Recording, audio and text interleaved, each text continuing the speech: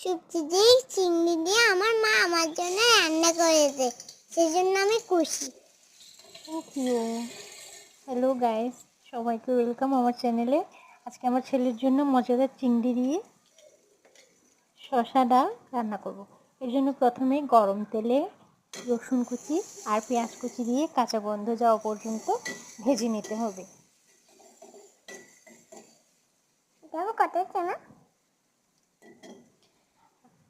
আমার কাছে মনে হয় সবজি রান্নাতে গুঁড়ি মশলার চাইতে বাটা মশলা ইউজ করলে বেশ ভালো টেস্ট আসে, তাই আমি এখানে কাঁচামরিচ ইউজ করছি।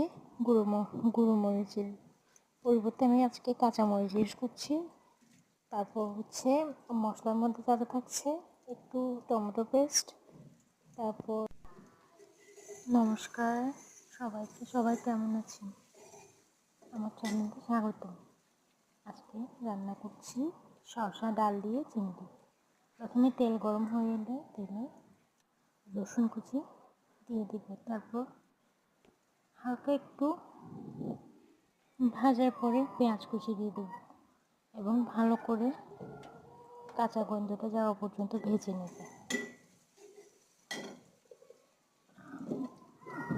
সবজি রান্না করতে মূলত কাঁচা মরিচ দিয়ে রান্না করলেই টেস্টটা ভালো আসে, তাই আমি আজকে গুঁড়ো মরিচ ইউজ না করে কাঁচা মরিচ ইউজ করব। কাঁচা মরিচের পেস্ট, টমেটো পেস্ট, তারপর হলুদের গুঁড়া, জিরা গুঁড়া, একটুখানি মাংসের মশলা বা মাছের মশলা যে কোনোটা দিলে চলে। আমি এখানে মাছের মশলা ইউজ করেছি। হলুদের গুঁড়া দিয়েছি একটু, আর আর গুঁড়ি মশলার মধ্যে ইউজ করছি একটু হলুদের গুঁড়া। আপনাদের ধনিয়ার গুঁড়া থাকলে ইউজ করতে পারেন, আমার কাছে আজকে শেষ হয়ে গিয়েছিল তাই আমি ইউজ করিনি।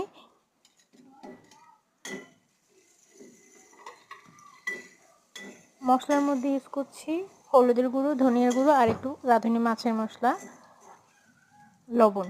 আর বাটা মশলার মধ্যে একটু টমেটো বাটা আর হচ্ছে কাঁচামরিচ বাটা। প্রথমে কাঁচামরিচটা দিয়ে একটু ভেজে নেব 2-3 সেকেন্ড পর্যন্ত। তারপরে গুঁড়ো মশলাগুলো দিব একে একে। লবণ, একটু রাঁধুনি মাছের মশলা আর হচ্ছে হলুদ গুঁড়ো, এগুলো দিয়ে একটু সামান্য একটু পানি দিয়ে এগুলোকে কষিয়ে নেব।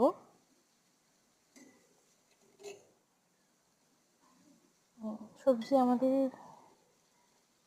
শরীরের জন্য কী পরিমাণ উপকারী এটা আসলে বলে বোঝানোর মতো না। আমি প্রতিদিন ট্রাই করি দুপুরের খাবারে একটা সবজির আইটেম রাখতে।